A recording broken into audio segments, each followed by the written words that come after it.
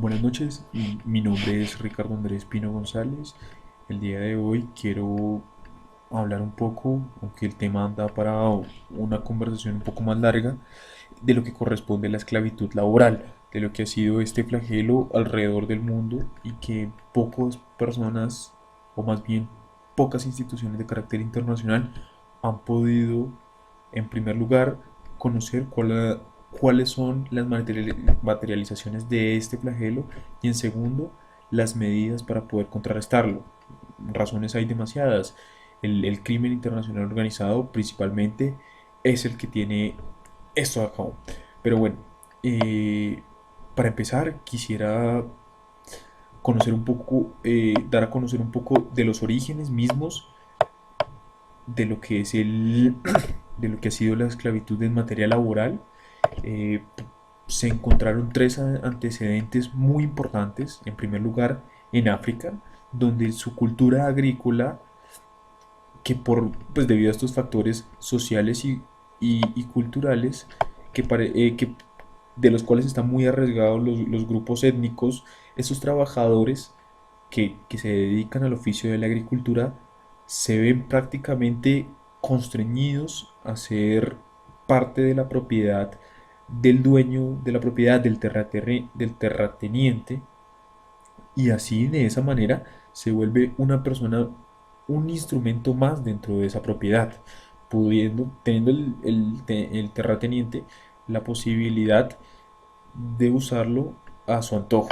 Otro caso muy conocido es el tema de Roma, el cual los esclavos en Roma fueron una institución propia de, dentro de la jerarquía social de Roma. El esclavo era la parte inferior, tanto así que no era considerado como una persona, sino una persona, una cosa, era un bien, una res de denominación latina. Y esta res podía ser negociada, podía ser vendida, podía ser transmitida a través de cualquier modo de transar el dominio. Y en Asia existe el concepto de trabajador en servidumbre, en donde existe una relación contractual previa, donde el deudor se ve en la incapacidad de pago y se ofrece a sí mismo como, como medio de pago, donde a través del trabajo forzado de esa manera, porque no existe una alternativa, este se devuelve también al antojo del acreedor, para que este, a través de su uso, cumpla con la deuda estipulada. Entonces, seguido dentro de la explicación, es conveniente hablar sobre los elementos mismos del trabajo forzado. ¿Qué es lo que se entiende por trabajo forzado? ¿Cuándo se está frente a un trabajo forzado? Entonces, existe un trabajo forzado cuando en principio se concibe al ser humano como una propiedad negociable, que puede ser un objeto de una compra, de un evento o de un arriendo. Se arrienda el servicio de esa persona por el tiempo que el acreedor, el arrendatario del servicio, decida usarlo. Existe otra figura que son los esclavos, que eso sí que ha trascendido los milenios en la historia universal, que son, pero este se da en los contextos triviales, donde las personas que tienen acceso a través de los medios económicos de esclavos los compran y los usan. O en el caso, trayéndolo a colación el tema de Roma, en Roma la mayoría de los esclavos eran traídos a través de los conflictos bélicos. Así era otra manera de conseguir esclavos.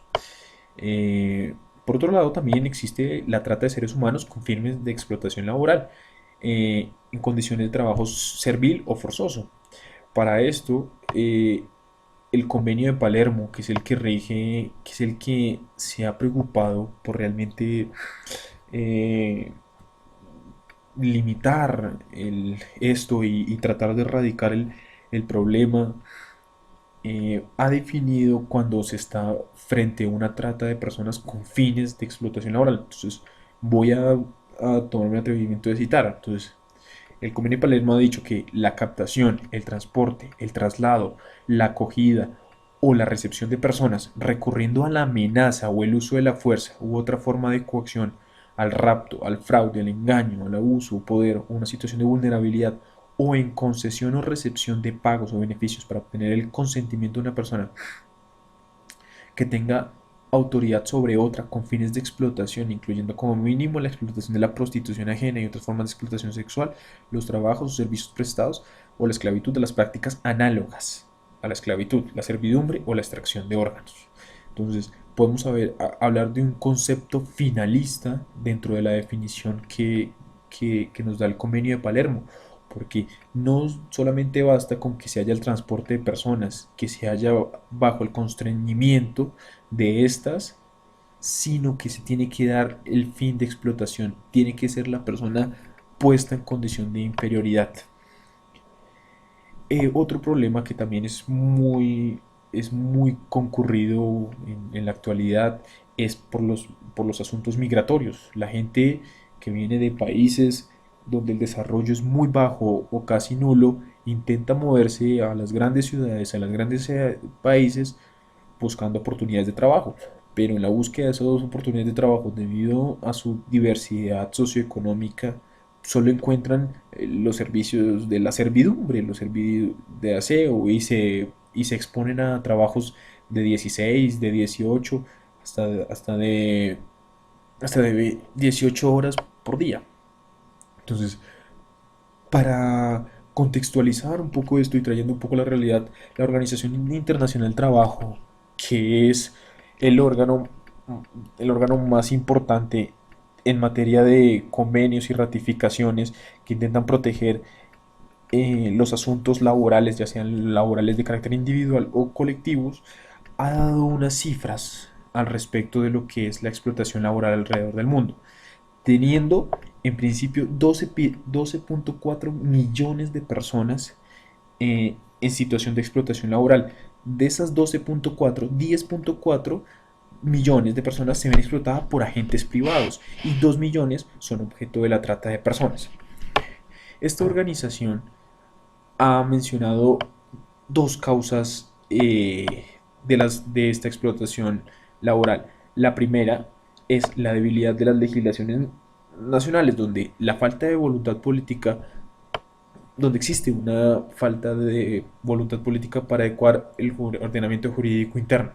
Y a consecuencia de esto es la segunda, que es la falta de mecanismos para enjuiciar a los perpetradores, porque no se ven expuestos ni a un delito ni a una conducta que pueda ser sancionable. Eh, a pesar de todo esto, existe una fuerte legislación de carácter internacional que ha intentado, primero, poner de manifiesto el flagelo y segundo, eh, implementar acciones afirmativas en aras de que esto se radique de una vez dentro de la problemática internacional. En primer lugar, el Pacto Internacional de Derechos Civiles y Políticos dice en su artículo 8, nadie podrá ser constreñido a cumplir un trabajo forzado u obligatorio. El Pacto Internacional de Derechos Económicos, Sociales y Culturales dice el derecho de toda persona a tener una oportunidad de ganarse la vida mediante un trabajo libremente escogido y aceptado. El Pacto de la Sociedad de Naciones, que es el pacto anterior a la Organización de las Naciones Unidas, proscribió el trabajo servil. El Convenio Europeo de Derechos Humanos es el instrumento máximo sobre el cual el Tribunal de Derechos Humanos juzga a los estados por las violaciones de esto. Dentro de las prohibiciones que trae dicho convenio está la prohibición de la esclavitud, la servidumbre y el trabajo forzoso u obligatorio. Sin embargo, no todo puede ser, eh, no puede considerarse, también existe la necesidad de propender por acciones alternativas para intentar combatir este flagelo. En primer lugar, se plantea la cooperación entre los estados para desarticular la organización criminales de trata de personas. De esta manera se busca prevenir, combatir la trata de personas para proteger y ayudar y resarcir a las víctimas. Desde el derecho interno, ¿qué se puede hacer? Es la ideación y la puesta en marcha de un mecanismo que sea eficaz para para erradicar el trabajo forzoso, haciendo que el mismo no valga la pena al reconocer una compensación económica al trabajador sometido al trabajo forzoso y además reconstruir su relación laboral en un marco de licitud y libertad. De otra manera también se busca a involucrar a empresarios por una parte y a los sindicatos como entidades protectoras de los derechos laborales de sus asociados para que de esta manera